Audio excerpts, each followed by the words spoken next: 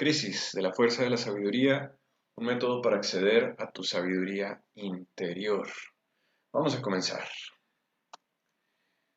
Ajá, muy bien. Bueno, imagina que vas en un avión y de pronto las alarmas empiezan a sonar, mientras una fuerte turbulencia sacude el avión.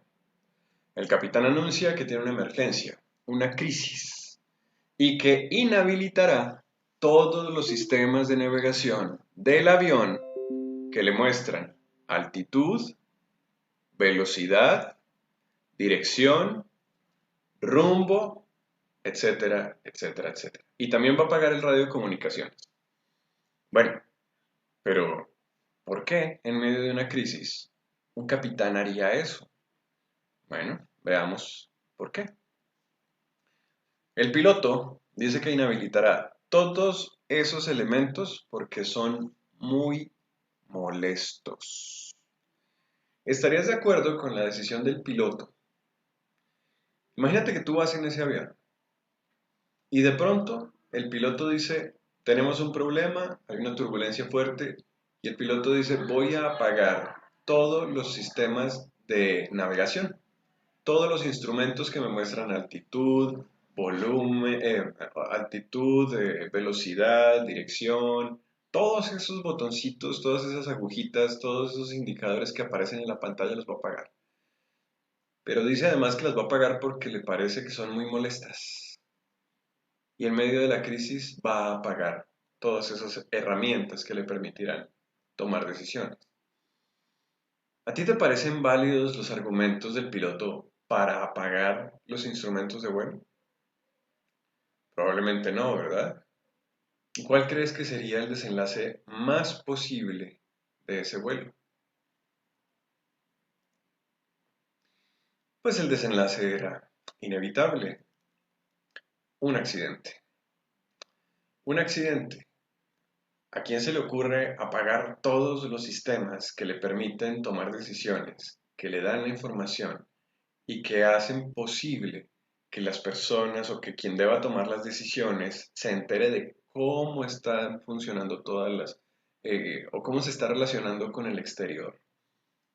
¿Hacia dónde va? ¿Hacia dónde se dirige? ¿Qué riesgos está corriendo? ¿Qué daños podría tener? ¿Cuáles serían las consecuencias? O sea, apaga todo, todo. ¿Por qué? Porque todos esos aparatitos haciendo luces, haciendo lucecitas, todo eso haciendo ruido, todo eso impregnando el ambiente de ruido, de luces, para llamar la atención, al piloto le parecen muy molestos. Si tú fueras la persona que va dentro de ese avión y el piloto te dijera eso, ¿estarías de acuerdo con el piloto? Seguramente no. Y el desenlace pues es evidente. El desenlace es eso que evidentemente estamos viendo en la pantalla y es que termina en un accidente. Pero imagina además que el capitán sobrevive y dice que de ahora en adelante va a seguir volando, pero ahora es más fuerte. Y va a agarrar otro avión, pero ahora él se siente más fuerte. Ha tenido una crisis, ha sufrido las consecuencias y ahora se siente más fuerte. Ujú. Muy bien, pues entonces el piloto agarra otro avión y en medio de ese otro vuelo, el piloto vuelve a tener o a estar en medio de una crisis.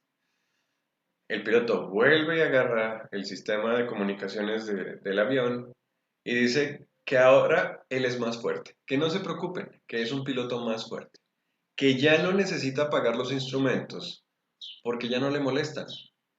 Ahora es más fuerte y puede ignorarlos sin necesidad de inhabilitarlos. ¿Mm? ¿Cuál crees que sería el desenlace más posible de ese vuelo? ¿Qué crees que va a pasar cuando el piloto en la primera ocasión lo que hizo fue apagar todos los sistemas, se accidenta, luego vuelve y se monta en un avión, vuelve a tener una crisis, vuelve a estar en medio de una emergencia? Y en medio de esa emergencia dice, no, yo ahora soy más fuerte, ya no necesito apagar todo esto que es tan molesto, todos estos sistemas, simplemente los voy a ignorar. Está ignorando todo lo que le está indicando, lo que podría salvar el vuelo, su vida, el avión y la vida de los pasajeros. Y lo va a ignorar. Ya no lo necesita pagar, lo va a ignorar. ¿Cuál crees que sería el desenlace para ese avión? Pues otra vez será un desenlace evidente. Otra vez estrellados. Otra vez el piloto accidentado y con el avión partido en 1000 pedazos. ¿Estás de acuerdo con las decisiones tomadas por el piloto? ¿Te parece que el piloto está tomando las decisiones más acertadas? ¿No? ¿Tú dirías que no está tomando las decisiones más acertadas? Bueno, yo diría que tú tienes toda la razón. Que no está tomando las decisiones más acertadas. ¿Pero por qué no está tomando las decisiones más acertadas? Bueno, porque ha dejado de creerle a los instrumentos, ha dejado de creerle a todo el sistema que le indica cómo está navegando, porque lo considera simplemente molesto. ¿Mm? Y si yo te dijera que tú aceptaste que fuera inhabilitado tu sistema de navegación interno, sobre todo en tiempos de crisis, ¿me creerías? Probablemente estarías diciendo, ¿yo cuándo inhabilité eso? ¿O cuándo se me inhabilitó eso? Bueno, posiblemente no seas consciente de ello, porque fue inhabilitado desde tu tierna infancia, desde que eras un niño o desde que eras una niña. ¿Y qué fue lo que inhabilitaron? Bueno, todos estos sistemas de alarma que nos van indicando cómo nos estamos relacionando con nuestro entorno. Se llama tu sistema de alarma y guía interior. Y si se dan cuenta, tengo puestas fotografías de bebés, porque desde bebés estamos siendo desprogramados, estamos siendo o estamos perdiendo la forma en que nosotros nos relacionamos con el mundo, pero no porque la hayamos perdido por naturaleza, sino porque ha sido socialmente quitada, socialmente inhabilitada, retirada. ¿Qué inhabilitaron? Bueno, el sistema de alarma y guía interior, que son las emociones. Las emociones humanas han sido o inhabilitadas, o ignoradas, o castradas. ¿Pero qué son las emociones? Las emociones son reacciones bioquímicas innatas que se sienten en el cuerpo y que tienen como fin ayudarnos a relacionar con el entorno. Y solo tenemos 5 emociones. Solo tenemos 5, no tenemos más. Hablaremos primero de una de ellas, que es el coraje. El objetivo del coraje es poner límites. Pero, ¿cómo nos lo inhabilitan desde que somos niños? Bueno, usando palabras o frases con los bebés, cuando se molestan, los que les decimos, uy, qué genio, o cállate, o simplemente que hagan caso porque uno es el adulto, ¿no? Que el bebé tiene que hacer caso o el niño tiene que hacer caso porque uno es el adulto, y ese es el argumento que uno dice. Cállate porque yo lo digo. Yo soy tu papá o yo soy tu mamá y tú tienes que obedecerme, o yo soy el adulto y tú tienes que obedecerme y yo lo digo y ya está. O en esta casa se hace lo que yo diga, que es lo que decimos los adultos, y hacemos que cuando el bebé o el niño tenga un coraje, entonces simplemente se le tenga que quitar. Obedece, obedece, obedece porque sí, porque yo soy el adulto, porque yo soy el grande. O no me importa lo que digas, o no me importa lo que sientas. Tú tienes que hacer esto, cállate, ya deja de hacer tu berrinche, etcétera, etcétera, etcétera. Esa emoción, el coraje, tiene un objetivo y es poner límites. Cuando la persona no sabe poner límites, es increíblemente vulnerable a que le pasen por encima y a que se quede en situaciones que lo dañan permanentemente. Son personas condenadas al sufrimiento. No. Yo no debo molestarme, no debo ponerme de mal genio porque eso no es bueno. No, tienes una emoción que se llama el coraje, que tiene un objetivo y ese objetivo es poner límites. La tristeza tiene otro objetivo, es detener el dolor. Pero ¿quiénes de los que me están escuchando no fueron criados con la frase no llores. Y si son hombres, ¿cuántos de ustedes no les dijeron los hombres no lloran? O a las mujeres no les dijeron no seas débil. ¿Mm?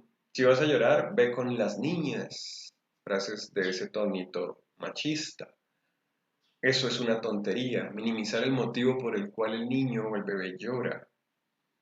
No te quiero ver llorar, no te quiero ver llorar, como si llorar fuera realmente lo peor que pudiera pasarle a una persona. No, no, no, a mí no me vengas llorando, yo no te quiero ver llorar. Cambia esa cara, la tristeza. ¿Cuántos de ustedes se les ha ido la tristeza porque alguien les dijese, ay, no estés triste? Eso les parece la solución más maravillosa de todas, no estar triste. La frase que seguramente le va a cambiar a uno la vida. A nadie se le quita la tristeza porque otro le diga no estés triste. A nadie se le quita el coraje porque otro le diga no tengas coraje. Y las otras emociones que vamos a ver tampoco se quitan porque alguien te diga ya, no lo hagas así. ¿Mm?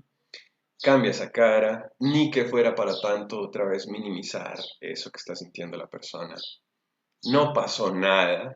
La persona está sintiendo un dolor, pero le estamos diciendo que no lo está sintiendo, que no pasó nada, que se lo está inventando y que no tiene derecho a sentir ese dolor.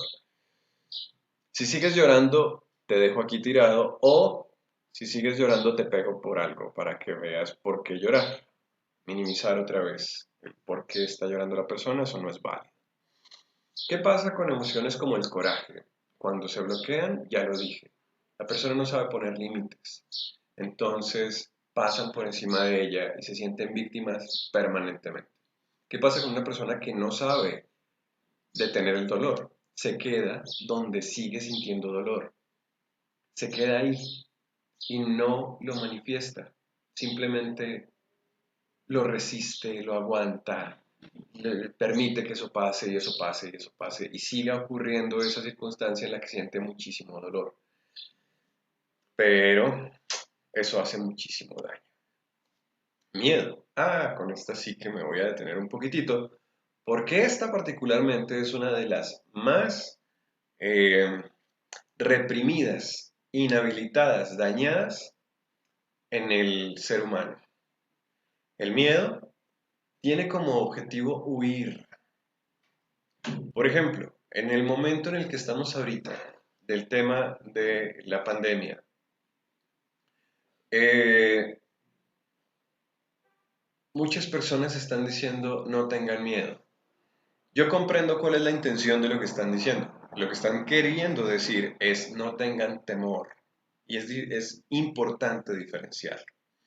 El miedo es una emoción y la única forma en que el miedo sea miedo de verdad, el miedo que protege, es que la amenaza sea real y esté aquí y ahora, en este instante viniendo. Por ejemplo, eh, tú estás caminando por el campo y de pronto una serpiente cruza por el camino donde tú vas y al verla, tu miedo te hace saltar hacia atrás y te hace tener eh, una reacción instintiva que te genera distancia, te aparta de aquello que te hace daño o que fuera una amenaza.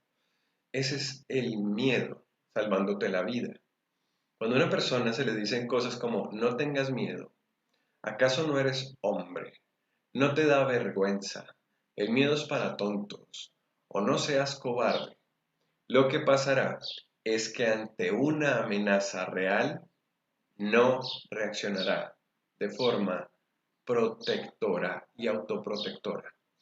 Por el contrario, es muy probable que la persona pase a estados de temor. El temor es paralizarse por amenazas imaginarias que evidentemente no están en el aquí y en el ahora. Volviendo al caso de la serpiente.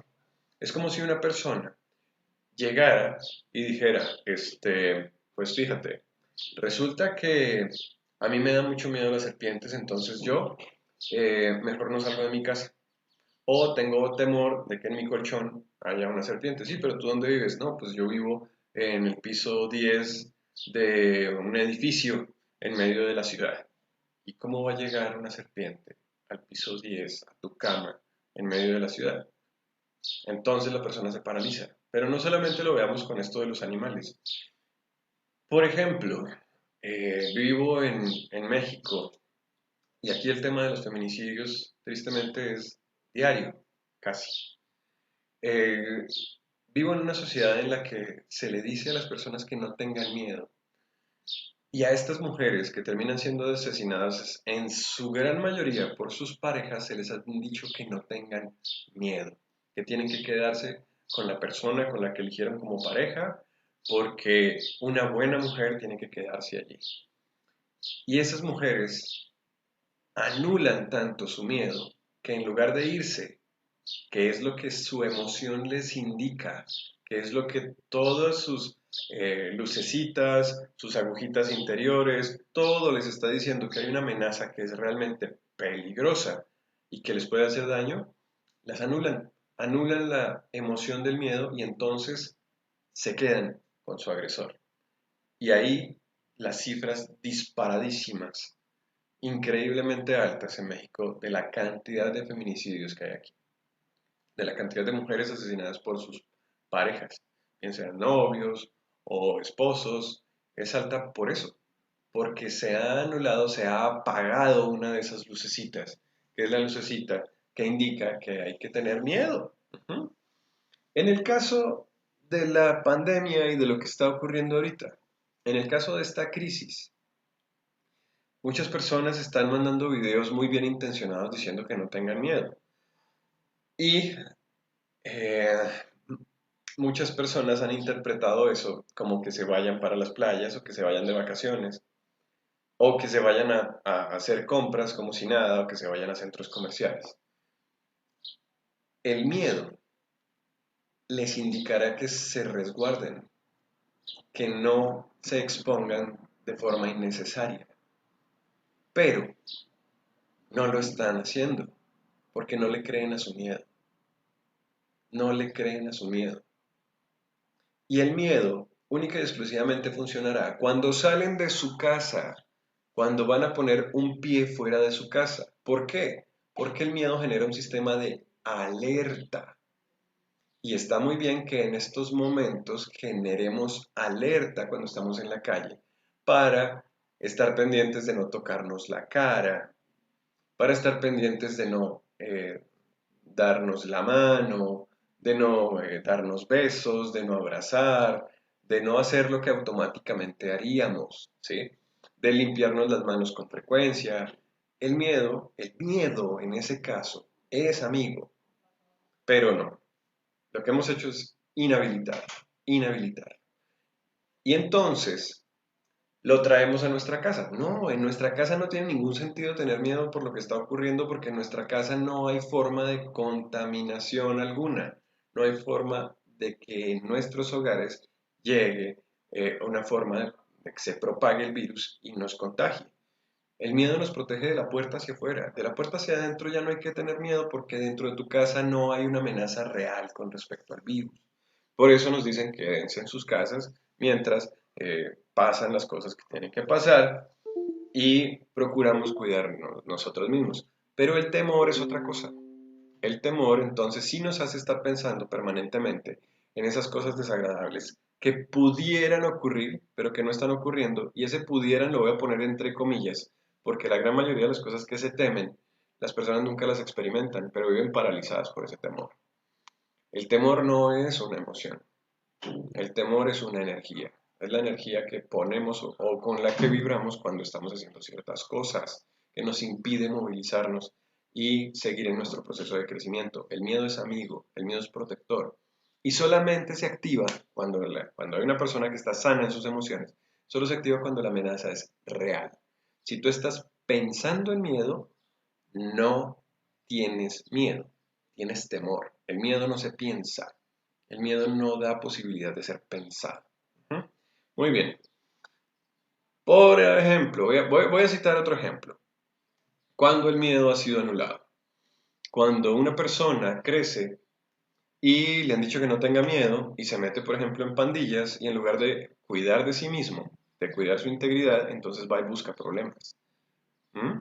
O esa persona que pone en riesgo su vida de forma absurda o innecesaria mediante la experimentación de drogas, la experimentación de actividades increíblemente riesgosas.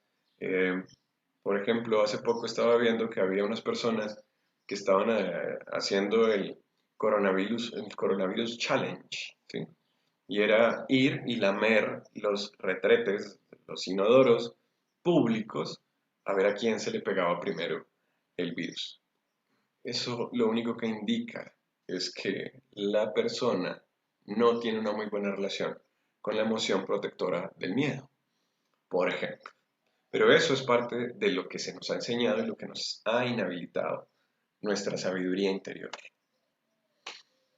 Las otras emociones, las otras dos emociones son emociones guía. Las tres emociones anteriores son emociones protectoras.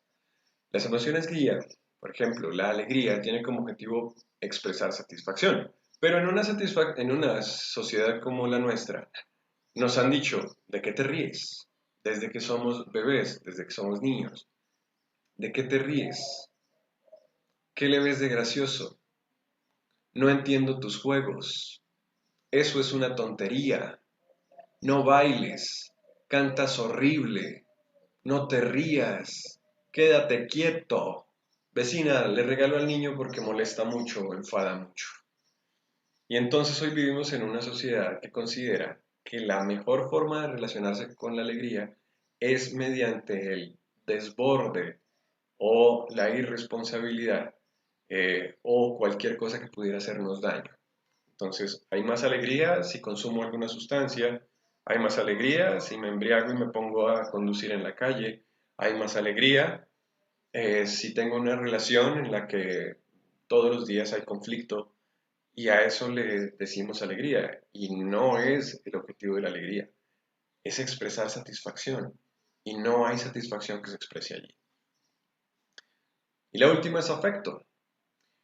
El objetivo es generar un vínculo, pero cuando hemos sido criados y se nos dice que nos alejemos, que los abrazos y los besos son para gente ridícula, o que al darle un beso o darle un abrazo a un niño se va a malcriar, o que se hace débil quien recibe un abrazo, un beso, una palabra de un bien hecho, unas gracias, un buenos días, cualquier cosa que se pudiera entender como un cariño o una caricia, entonces la persona cree que manifestar afecto lo hace débil y va por la vida siendo tosco o alejándose y eso rompe cualquier vínculo y la persona se daña a través de eso y si ha crecido y desde muy niño no ha tenido una suficiente satisfacción de sus necesidades afectivas a través del vínculo, entonces crecerá y tendrá unas pésimas relaciones afectivas, porque posiblemente donde encuentre afecto se hará adicto, se volverá celópata, se volverá obsesivo, tomará decisiones de forma compulsiva y pierde nuevamente toda la noción de la sabiduría interior. Bueno, durante las crisis lo que nos ha pasado es que nos hemos llevado justamente por la forma en que nos hemos criado, por la forma en que la sociedad nos ha dicho que debemos ser o hacer, cómo debemos comportarnos, en lugar de realmente permitirnos ser y sentir lo que somos. Entonces nos dicen que tenemos que hacer fuerza y nuestro error en las crisis es hacer fuerza, ¿sí? Y siempre ha sido ese. Hay que hacer fuerza. Lo voy a poner en otras palabras. Aguantarnos, reprimirnos, soportar, sobrellevar, tolerar, sufrir, reprimir, contener, callar, cohibir, resistir, soportar, durar, mantenerse, conservar, permitir, admitir, aceptar, contenernos, etcétera, etcétera, etcétera. Y a eso, al aguantar y aguantar y aguantar, lo hemos llamado ser emocionalmente fuerte. No tienen idea la cantidad de personas que llegan aquí porque están agotadas de hacer fuerza, que llegan a sesiones de rehabilitación emocional conmigo porque están agotadas de hacer fuerza. Han hecho una vida entera de cargar pesos que no quieren llevar. Hoy la ciencia reconoce que haber creado personas emocionalmente fuertes, y lo pongo entre comillas, paradójicamente ha creado personas emocionalmente frágiles. Y una persona emocionalmente frágil no está en capacidad de tomar decisiones sabias. Ahí está la gráfica. Tengo que aguantar, tengo que aguantar. Y a eso es a lo que nos han enseñado. Sobre todo a la generación que tiene la edad como la mía. Aquellos que tengan de 30 a 60 años, hoy estarán o podrán corroborar lo que estoy diciendo. ¿Cuántas veces se nos dijo que teníamos que ser fuertes? Nunca se nos dijo que teníamos que ser sabios.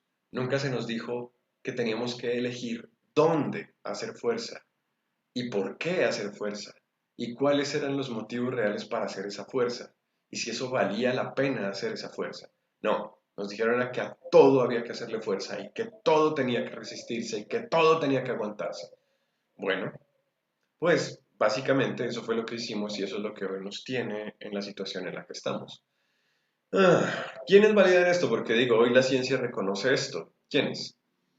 Campos como de la psicología, como la psicología analítica del señor Carl Gustav Jung, padre de la psicología analítica, la neuropsicología, al hacer un análisis de las conexiones neuronales, esa que suena ya al fondo de mi perrita, de las conexiones neuronales y ver cómo corre la información en nuestro cerebro y dónde en casos como amenaza, personas que están emocionalmente bloqueadas, el flujo de la información no corre por su cerebro como correspondería correr con una persona que es emocionalmente sana, porque toma decisiones que van en contra de sí mismo, en contra de su bienestar, en contra de su crecimiento, en contra de su felicidad, en contra de su amor propio.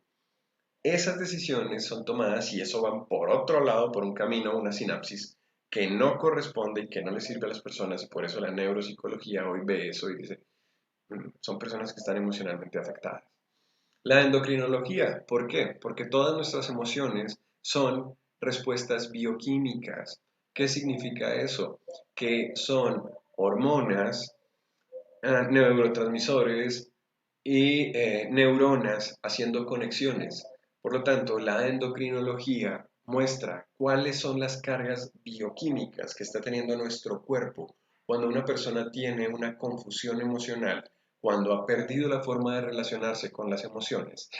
Allí se puede ver cómo la persona está siendo intoxicada por su propio cuerpo, pero eso lo vamos a ver más adelante, no por la forma en que siente, sino porque no se permite hacer un procesamiento exacto y correcto de sus emociones, no las permite fluir y lo vamos a ver más adelante.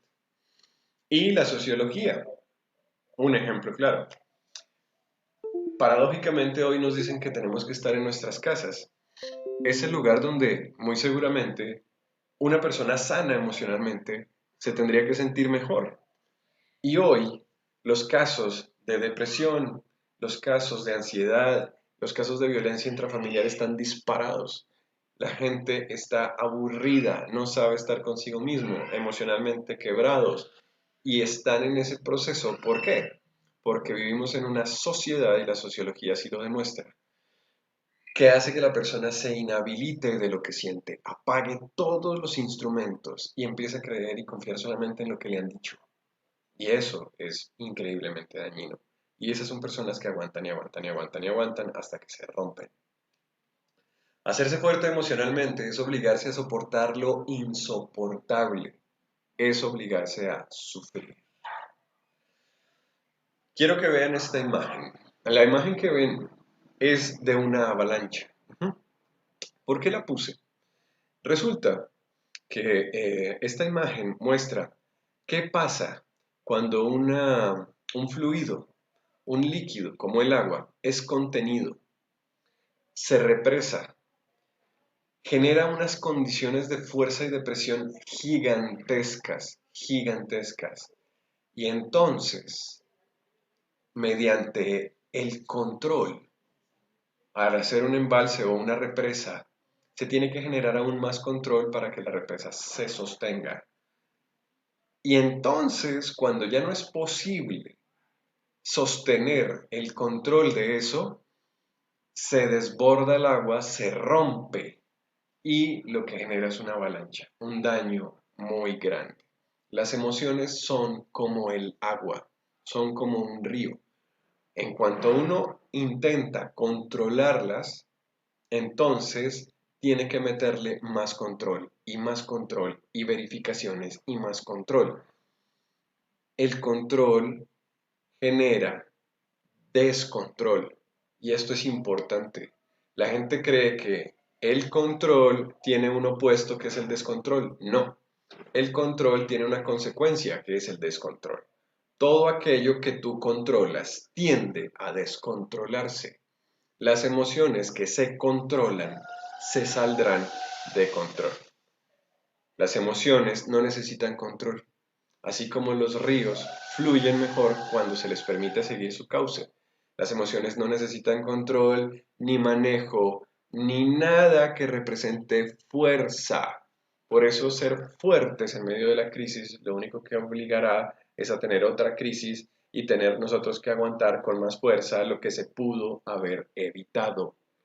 Muy bien, pretender controlar o negar las emociones genera ansiedad, depresión, violencia, adicciones, problemas de relacionamiento, apego, timidez, inseguridad, codependencia, hipersexualidad, celopatía e incluso llevar a una persona al suicidio. Pretender controlar o negar las emociones es apagar el, todo el panel de control, todo el sistema del avión que está en vuelo y que tiene una crisis.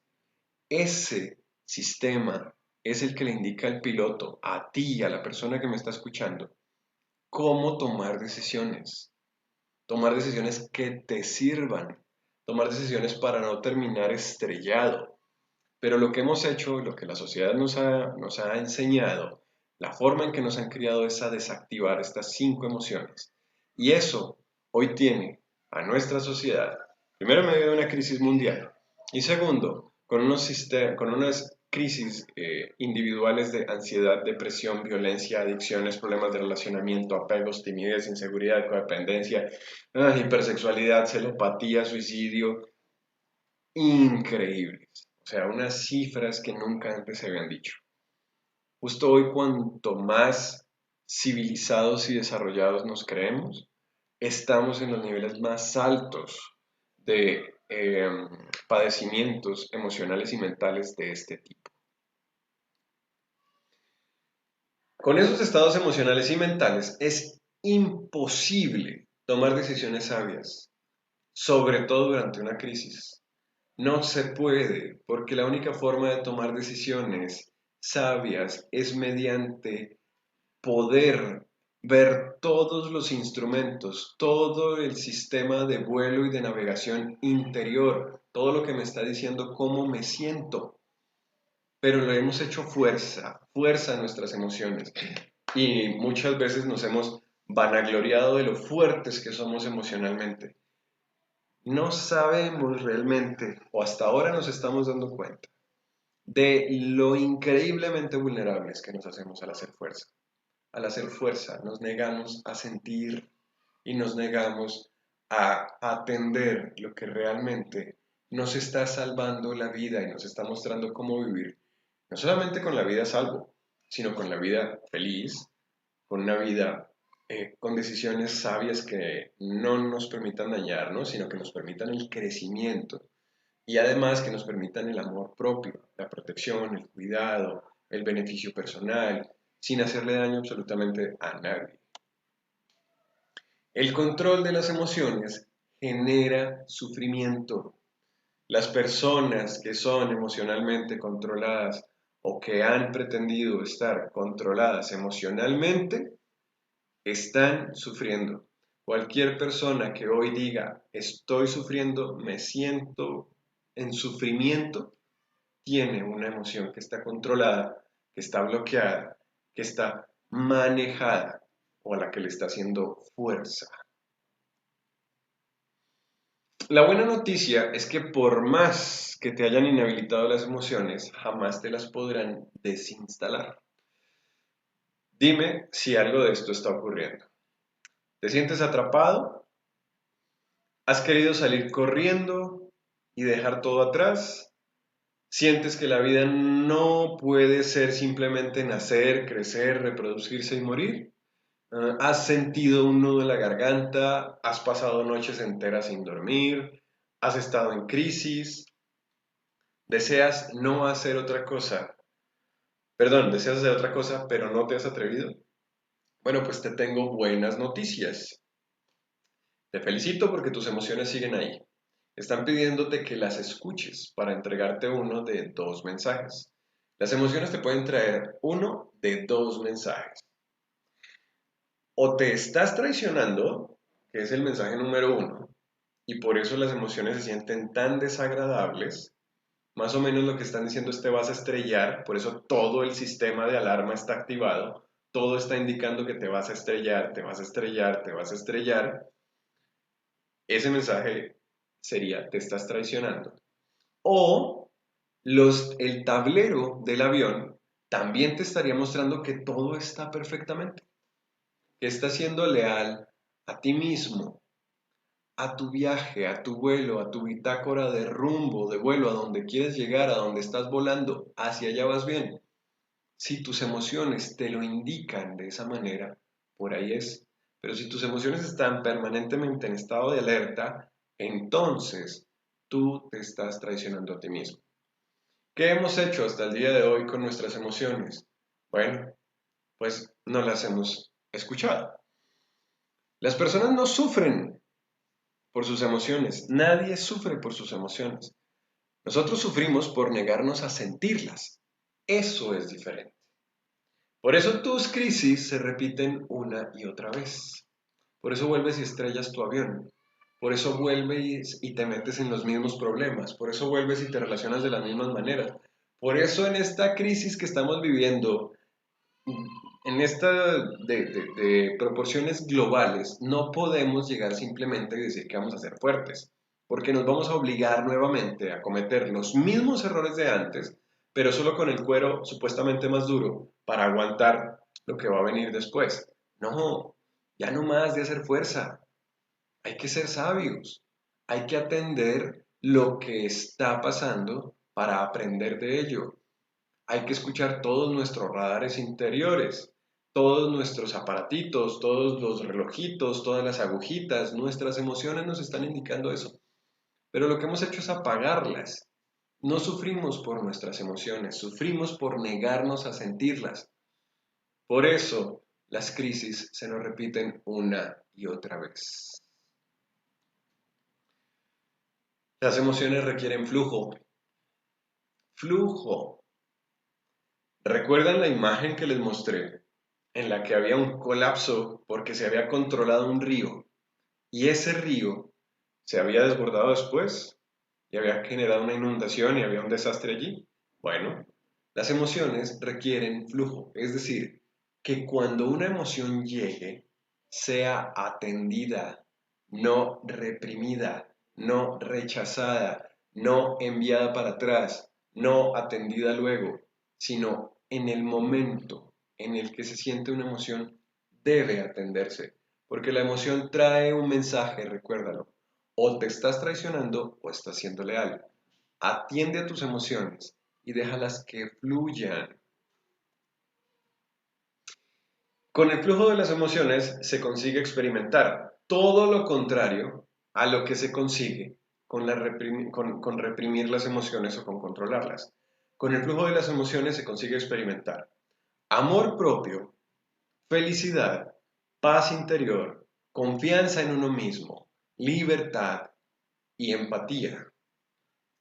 Rehabilitando las emociones, el sufrimiento termina y la sabiduría empieza. empieza la persona a escuchar su interior, lo que realmente allí fue puesto desde la fábrica, porque por eso fue que puse las imágenes de los bebés cuando estaba hablando de las emociones, porque todos nacemos habilitados emocionalmente, todos nacemos con nuestras emociones funcionando perfectamente. Ustedes saben cuando un niño tiene coraje, porque tiene un juguete, se lo quitas y le da coraje, porque está comiendo, le quitas el biberón y le da coraje. ¿Sí? ¿Quién le enseñó a sentir coraje? Nadie. Eso viene por defecto, por fábrica, por naturaleza, por creación. Así viene. Nosotros estamos diseñados para sentir coraje. Tristeza. El niño siente tristeza. Aléjalo de su mamá. Sentirá tristeza. Eh, que no vea por un tiempo a su papá. Sentirá tristeza. Y la manifestará. La siguiente, miedo. Asusta a un bebé en cualquier parte del planeta. Asústalo. ¿Y qué hará? ¿Gritará? ¿Llorará? ¿Quién le enseñó eso? Nadie. ¿Quién le enseñó? Nadie. Eso viene de fábrica. De fábrica. Y viene perfectamente funcional. Ah, pero ve a un niño que está alegre, que está jugando. ¿Quién le enseñó que de eso tenía que reírse? ¿Quién le enseñó que por eso tenía que alegrarse? Nadie. ¿Quién le enseñó que por jugar o por ver una flor tenía que sonreír? ¿Quién le enseñó que una mariposa jugando o volando por el aire era llamativo? ¿O que cantar le iba a gustar? ¿O que bailar le iba a gustar? ¿Quién? Nadie. Lo hacen de forma instintiva, es natural, está allí puesto, nacemos habilitados.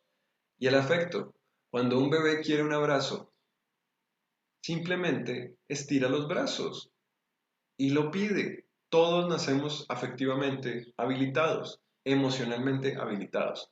Pero el crecimiento y al ser parte de esta sociedad nos inhabilita, nos quita eso. Y eso es lo que debemos rehabilitar. Por eso se llama un proceso de rehabilitación emocional.